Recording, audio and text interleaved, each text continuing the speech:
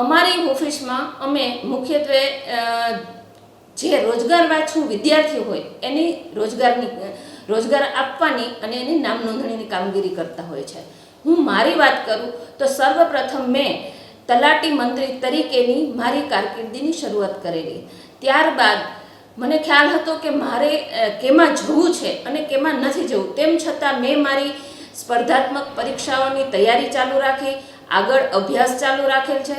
તેમજ અલગ અલગ જાતની જે પણ સ્પર્ધાત્મક પરીક્ષાઓ આવતી એની હું તૈયારી કરતી અને પરીક્ષા આપતી. એમ કરતાં કરતાં જીપીએસસીની રોજગાર અધિકારીની જગ્યાઓ આવી અને 2012માં એ પરીક્ષા મેં આપી અને જીપીએસસી દ્વારા રોજગાર અધિકારી તરીકે હું ફેબ્રુઆરી 14થી રોજગાર અધિકારી તરીકે ફરજ બજાવું છું.